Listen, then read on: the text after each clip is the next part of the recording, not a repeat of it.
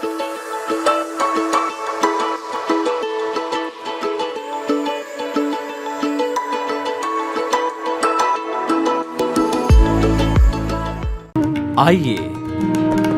सुनिए, देखिए, समझिए सनातन सत्य।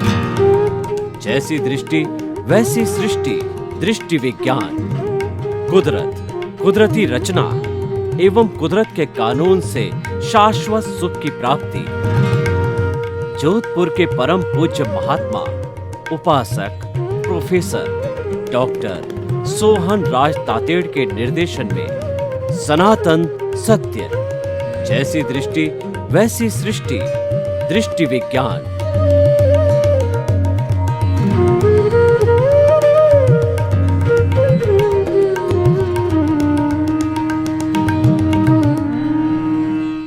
भाई और बहनों, मातृशक्ति को नमन।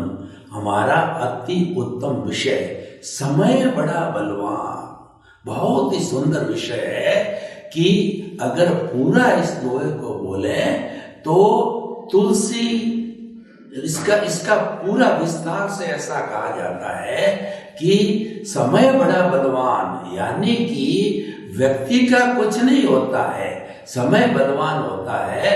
तुलसी नर का क्या भला, और समय बड़ा बलवान, काबा लूटी गोपियां वही अर्जुन वही पान। देखिए, तुलसीदास जी कहते हैं कि समय बलवान होता है, कर्म बलवान होते हैं, पुण्योदय पापोदय बलवान होते हैं, इसके ऊपर कोई नहीं होता है। देखिए, अर्जुन जो है उसका गांडीव धनुष जो है, लोग नाम सुन करके थर्रा जाते थे, और उसका जब बुरा समय आया तो उसकी प्रिय गोपियां हैं, उसको मीणा लोगों ने लूट लिया और उनकी बेइज्जती करी, और वो गांडीव धनुष और विश्व का माना हुआ धनुर्धर जो अर्जुन कुछ नहीं कर सका। इसीलिए समय को नमस्कार है। तो इस बात का कहने का अर्थ क्या है कि व्यक्ति को ऐसी स्थिति पैदा नहीं करनी चाहिए कि उसकी जो है वो बेइज्जती हो जाए, या जो है वह अपने ही नजरों से गिर जाए। व्यक्ति अपनी नजरों से कब गिरता है? धूप छांव तो प्रकृति का नियम है। आदमी का life is struggle, struggle is life. तो व्यक्ति में उतार चढ़ाव तो आते हैं, परंतु ऐसा नहीं कि वो रसातल में चला जाए। व्यक्ति रसातल में कब जाता है? उन बिंदुओं को हम जो आज स्पर्श करेंगे कि जो कुदरत के अधीन है। देखिए, हमारा जो मन वचन काया है, ये मन वचन काया तथा उससे जुड़ी हुई हर अवस्था मात्र कुदरती रचना है, और वह व्यवस्थित है, वह प्री डेस्टिन्ड है, और वह फिक्स है। कहने का अर्थ क्या हुआ कि जो हमारा अच्छा या बुरा होने वाला है वह तो अपने आप होता है, कर्मों के अधीन होता है, क्योंकि मन वचन काया का जो उदय और प्रारब्ध है जन्म से मृत्यु तक का, वो हमारे हाथ में नहीं है। वह तो उदय प्रारब्ध के अधीन उसका जो है क्रिएटर, ऑपरेटर और डिस्ट्रॉयर है, वह कुदरत है। कुदरत ही संयोग जुटाती है, और किसी व्यक्ति जिससे हमारा बुरा होने वाला है वो हमारे सामने आके खड़ा हो जाता है, या बुद्धि कर्मानुसारिणी हो जाती है, हमारी बुद्धि विपरीत हो जाती है, विनाश काले विपरीत तो बुद्धि हो जाती है। तो ये सारा जो है समय परिवर्तन होने के साथ होता है। समय परिवर्तन का अर्थ हो गया कि उदय और प्रारब्ध के अधीन है कि आपके कर्मों का उदय या प्रारब्ध जो है कैसा आ रहा है, ये जो है हमको देखने की बात होती है। तो भाइयों और बहनों, हम आपको ये बताना चाहते हैं कि वो कौन कौन से बिंदु है जिसके कारण हम जो है वो बहुत अधिक रसातल में गिर सकते हैं। जो धूप छांव चलती है, यानी जो कुछ भी उदय प्रारब्ध है वो अपना काम करेगा, उसके अंदर एक अतिरिक्त सांस लेने की भी हमारी जो है शक्ति नहीं है, हमको फ्रीडम नहीं है। परंतु हम ऐसे बुरी तरह से गिरे हैं कि सभी लोगों का हमारे पर से विश्वास उठ जावे, यानी कि जो हमारा रियल पुरुषार्थ है, जिसके अंदर कि हम फ्री हैं, जिसके ऊपर कुदरत का कानून लागू नहीं होता है, यानी चेतना की जो शक्ति है वह, उसमें हमारी पूरी फ्रीडम है और वो रियल पुरुषार्थ कहलाता है, वो हमारा भाव पक्ष है। यानी कि मैं ये बात कहना चाहता हूँ कि आपका अच्छा बुरा समय कैसा ही चलता हो, उदय प्रारब्ध कैसे ही चलता हो, लेकिन आप उसके साथ जुड़ो मत। यानी कि आप जो है, ये जो हमारा जो चल रहा है, प्रकृति और पुरुष को अलग रखो। हमारा सदगुरु कहता है कि मैंने तुझे जो है पुरुष बना दिया है, तुम अब पुरुषार्थ करो। पुरुषार्थ क्या है कि प्रकृति और पुरुष को अलग रखो, यानी कि जो आपका प्रकृति यानी मन वचन काया का उदय प्रारब्ध है, उसके साथ जुड़ना, वो जो है उससे ही सारी तकलीफ होती है। क्यों? तो राग द्वेष से युक्त होता है और राग द्वेष से युक्त होने के कारण राग द्वेष और मल्टीप्लाई होगा, यानी हमारा जो अज्ञान है, जो राग द्वेष रूपी, वो और मजबूत बनेगा। जबकि हम उसको पतला पाड़ने का कहते हैं। जो बार बार जो है गुरु अपने शिष्य को कहते हैं पतली पाड़, पतली पाड़, पतली पाड़। तो पतली क्या पाड़ना है? पतली पाड़ना है अज्ञान को पतला करो, राग द्वेष को पतला करो, कर्म शरीर को पतला करो, लिंग शरीर को पतला करो, मोह के संसार को पतला करो। कहने का अर्थ ये है, तो वो जो है वो उदय और प्रारब्ध के साथ जुड़ना नहीं है, उससे अलग रहना है। उसको कहते हैं भेद विज्ञान, उसको कहते हैं ज्ञाता दृष्टा, और उसको कहते हैं जुदापन की जागृति। ये तीनों चीजें हमारे भावों से जुड़ी हुई है। भावों के मामले में हम स्वतंत्र हैं। नए भाव कैसे डालने हैं? बीज अभी हमारे हाथ में है, हमने वपन नहीं किया है। वपन करने के बाद तो हम जो है पराधीन हो जाएंगे, यानी फिर तो हमारी मन वचन काया का उदय प्रारब्ध बनेगा जैसे होगा। तो इसीलिए यानी कि भाव जो है उसको हम निर्मल बनाए रखें, हम नए कॉजेज नहीं डालें। तो इसके मैं आपको उदाहरण देके बताना चाहता हूँ कि मान लीजिए कि हमारा जो पापोदय चल रहा है और कोई व्यक्ति हमको पापोदय के अधीन जैसा उदय है उसके अनुसार हमको गाली गलोच, मार पीट, मुक्का थप्पड़, लाठी मारने के लिए आया है, तो हम अगर जो है हमारे पास में ज्ञान है तो उसकी एप्लीकेशन करो।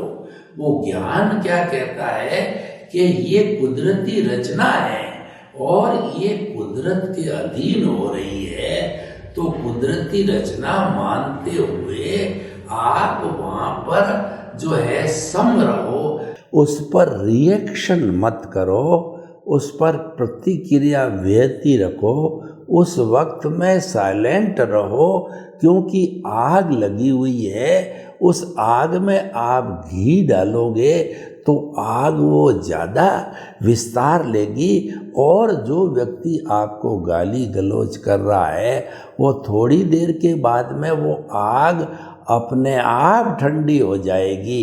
यानी कि अगर आप उसकी प्रतिक्रिया नहीं करते हो तो वह आपने अस्वीकार करी और जितना भी उसने किया है वो वापस लौट जाएगा, या आपका जो उदय प्रारब्ध का जो है आपकी एनओसी हो गई, हिसाब क्लियर हो गया, डेबिट क्रेडिट क्लियर हो गया आपका, तो ये तो आपके लिए अच्छा हुआ, आप हल्के हो गए, आप शुद्ध हो गए।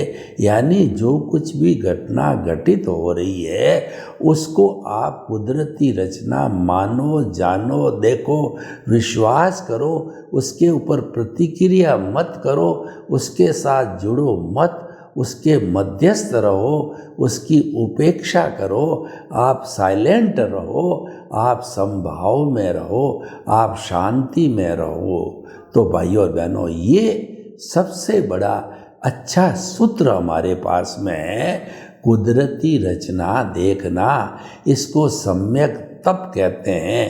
अगर हम बचपन से लगा करके मृत्यु तक जो है कुदरती जो रचना घटित हो रही है वो कुदरत के द्वारा घटित की जा रही है, क्योंकि हमने जब पिछले जन्म में हमारा आयुष्य समाप्त किया तो हमारी अंश और सीट जो है कुदरत के पास चली गई, और कुदरत ने ही जिम्मेवारी लेके हमको जन्म दिया और हमारा पालन पोषण कर रही है, हमारा नहीं, समस्त जीवित प्राणियों का वही जन्म देती है, पालन पोषण करती है।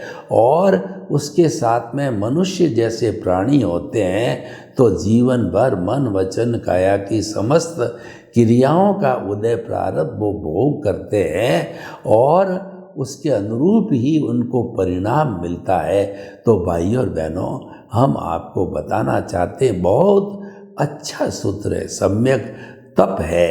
और देखिए कि अगर हमको हमारे पुण्योदय से, भाग्योदय से अगर हम अंतरात्मा बन गए, यानी हमको सद्गुरु का स्पर्श हो गया और ज्ञानी पुरुष मिल गए और उन्होंने हमें अंतरात्मा पद पर बिठा दिया, उसके पहले तो हम बहिरात्मा हैं, कोई सुधार की गुंजाइश नहीं है। निश्चित रूप से जो है हम जैसे वो कर रहा है टिट फॉर टैट करेंगे, नेले का जवाब द्याला देंगे और ईंट का जवाब पत्थर देंगे, क्योंकि ये मानव प्रकृति और ये बहिरात्मा का लक्षण है। इसी कारण हम भवांतर में घूम रहे हैं, लेकिन अंतरात्मा का लक्षण अलग है, तो वह उस लक्षण के कारण जो है बच जाता है, क्योंकि अंतरात्मा होते ही जो हमारी प्रज्ञा जागृत होती है, एनलाइटनमेंट हो जाता है, हमारा पुनर्जन्म हो जाता है, हमको नई ट्रेनिंग मिलती है और प्रज्ञा बहन है वो हमारे को जो उदय प्रारब्ध चल रहा है हम जुड़ने की कोशिश करेंगे और वह खींच करके हमारे को केंद्र पे ले आएगी जहाँ प्रभु विराजमान है, और हम वह कार्य नहीं कर पाएंगे क्योंकि प्रभु का साम्राज्य है वहाँ पर अब आदेश प्रकृति का नहीं चलता है, आदेश पुरुष का चलता है, यानी हमारे नए भाव नहीं पड़ेंगे। ये अगर प्रैक्टिस हो जाती है, ये प्रैक्टिस भगवान महावीर ने की थी। महावीर ने जब जो दीक्षा ले ली थी तो उन्होंने देखा कि मेरे जो कर्म हैं और 23 तीर्थंकरों के कर्म हैं उससे भी मेरे भारी कर्म हैं। तो भगवान ने क्या किया कि उन्होंने अपने वो अंतर आत्मा पद पर आ गए और उन्होंने अपने प्रभु को जो है दर्शन केंद्र पर बिठा दिया, यानी वो आत्म प्रदेशों के अंदर चले गए। उन्होंने जो है प्रकृति और पुरुष को जुदा जुदा रखा, उन्होंने जो है वो आने वाले फोर्स के साथ में वो कभी नहीं जुड़े, उससे प्रभावित नहीं हुए। तो मन वचन काया उदय प्रारब्ध अपना काम करती रही और वह एनओसी आती रही और 12.5 वर्ष के अंदर पूरा जो है कर्मों की उदीर्ण होके कर्म जो है उदय प्रारब्ध में आकर के और वो समाप्त हो गए, यानी अकाउंट क्लियर हो गया।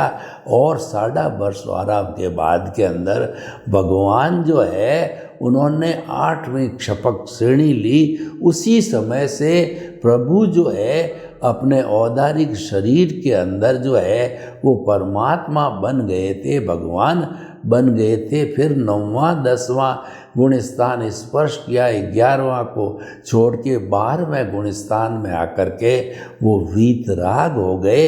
ये अंतर मुहूर्त के हैं। 8वें के बाद 9वां 10वां अंतर मुहूर्त का है, जो सबसे बड़ा जो समय जिसमें लगता है पहला मिथ्यात्व गुणस्थान है, उसके बाद में 5वां 6ठा और फिर जो है 13वां।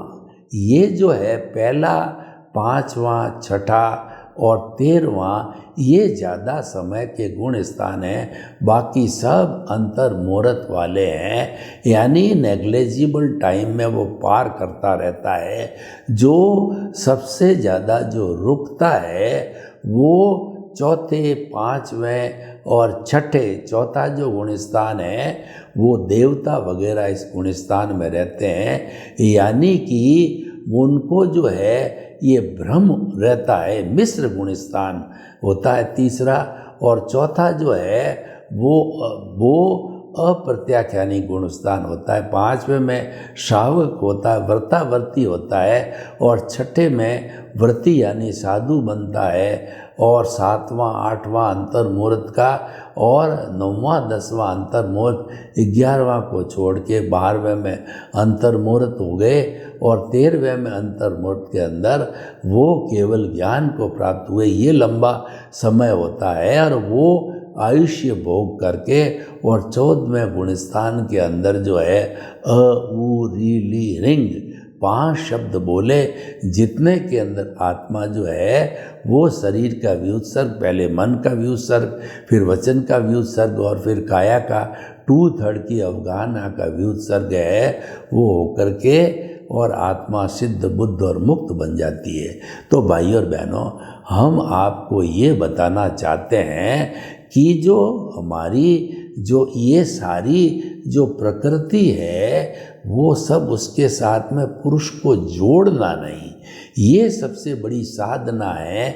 यानी कि हमको जो है वो कुदरती रचना देखना, मानना, जानना, ये सम्यक तप करते रहना चाहिए। सम्यक ज्ञान, सम्यक दर्शन तो अंतरात्मा बनते ही हमको हो जाता है, और जब केंद्र के अंदर भगवान विराजमान होते हैं तो सम्यक ज्ञान, सम्यक दर्शन उनके गुण होते हैं, तो गुणी से गुण अलग नहीं होता है, और प्रभु विराजमान है, प्रभु का साम्राज्य है, तो उसके ऊपर प्रकृति का कानून नहीं लगता है, और हम जुदापन की जागृति, ज्ञाता दृष्टा और भेद विज्ञान करते करते वह जो है शाश्वत सुख की नींव लगाते लगाते और कुछ भावों में वो शाश्वत सुख को प्राप्त कर लेते हैं।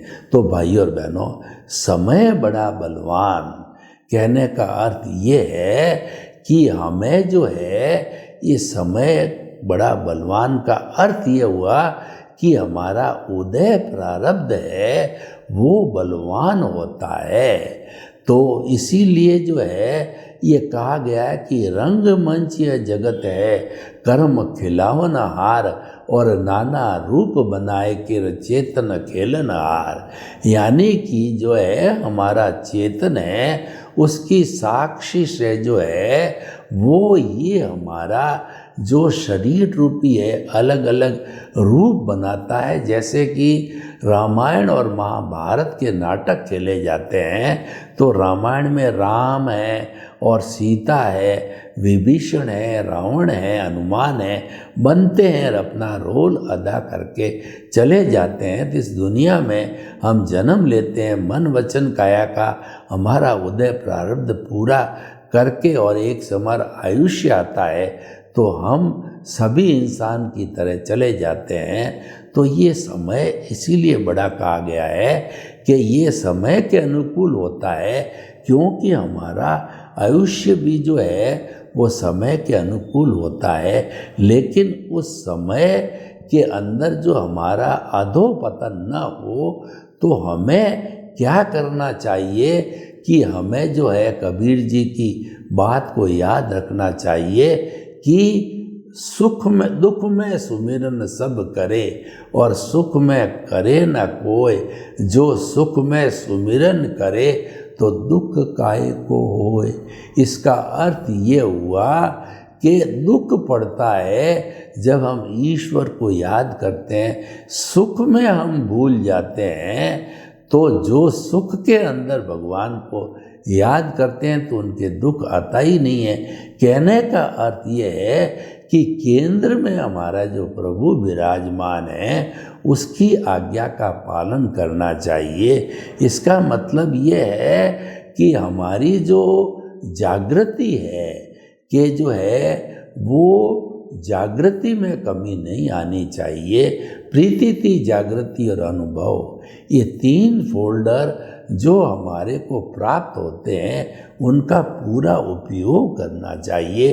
प्रीति का अर्थ होता है कि जब हम जो है वो अंतरात्मा बनते हैं तो 100% हमारे को गुरु ये हमारे को अनुभव करा देता है कि मन वचन काया से मुक्त, ऐसा मैं शुद्ध आत्मा हूँ, और मन वचन काया कुदरती रचना है, मैं शुद्ध आत्मा हूँ। मन वचन काया कुदरती रचना से मुक्त, ऐसा मैं शुद्ध आत्मा हूँ।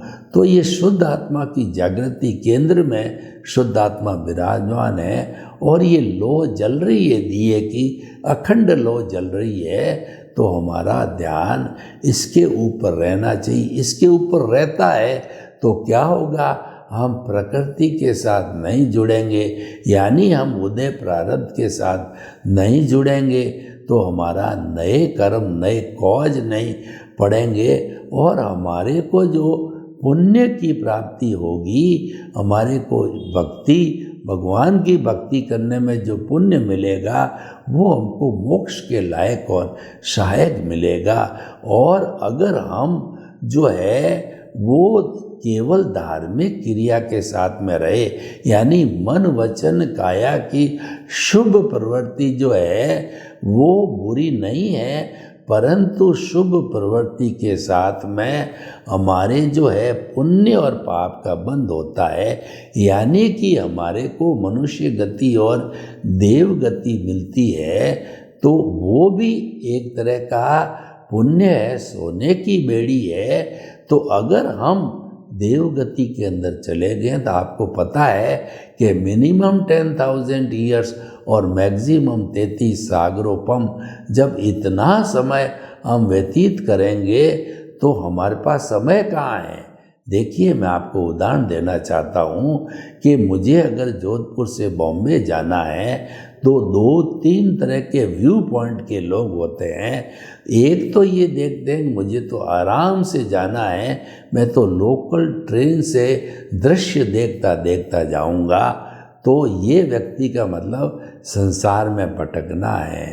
दूसरे लोग ये होते हैं जो इससे फास्ट गाड़ी से जाते हैं, उनका होता है। और तीसरे ये होते हैं जो कि फ्लाइट से जाने का करते हैं। तो फ्लाइट से जाने का अर्थ हुआ कि वो अक्रम विज्ञान बोलते हैं, क्रम नहीं है, यानी कि जो हमारा क्रमिक मार्ग है वो मन वचन काया की शुभ प्रवृत्ति से धार्मिक क्रिया होती है, और उस धार्मिक क्रिया से जो है पुण्य पाप का बंध होता है। यानी कि जो है दृष्टि जो है बदलनी किस लिए कि हम सृष्टि को बदलना चालू करते हैं। हम सृष्टि को टच नहीं करते हैं, हम तो दृष्टि बदल देते हैं। यानी हमारी दृष्टि जो ऊर्ध्वमुखी हो जाती है, हम तो केवल आत्मचिंतन में लग जाते हैं। हरि अनंत, हरि कथा अनंत। अगर समय हमारा विरुद्ध में चल रहा है तो भी हम हरि के संपर्क में हैं, और हमारे पक्ष में चल रहा है, पुण्योदय चल रहा है तो भी हम हरि के पक्ष में है। तो कहने करती है कि हरि के पलड़े में रहना वही जागृति है, सतत जागृति है। वह सतत जागृति बनती रहती है। तो तीसरा जो हमारा ग्राफ होता है वो जागृति 15% होती है, प्रीति 100% होती है, और हमारा अनुभव 2% का जो ग्राफ बनना चालू होता है, और हम जागृति को 100% बनाए रखते हैं। यानी हम आत्मा के पाले में रहते हैं, चेतन के पाले में रहते हैं। तो हमारा अनुभव धीरे धीरे इस चेतन के पाले में रहने के साथ साथ 2 डिग्री से 360 डिग्री तक पहुंच जाता है। यानी हाईएस्ट स्टेज तीनों ग्राफ की आ गई कि हमारा 100% प्रीति थी फुल, और जागृति 100% फुल, अनुभव 360 डिग्री का फुल।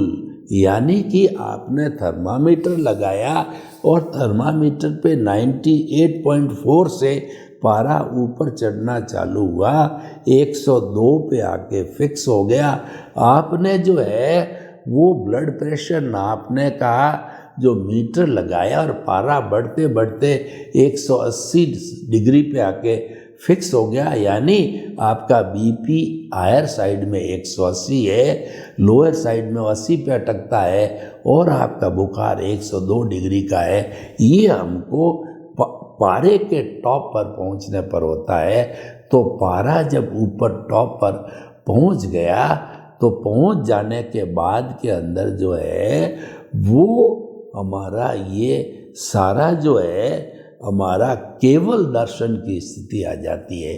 तो समय बड़ा बलवान से हम क्या समझे कि अगर हमारे अच्छा समय चलता है तो भी हम केंद्र में आत्मा के साथ रहें, बुरा समय चल रहा है तो भी केंद्र में आत्मा के साथ रहें, क्योंकि केंद्र में रहने से हमारे जो है वो शाश्वत सुख की नींव लग सकती है।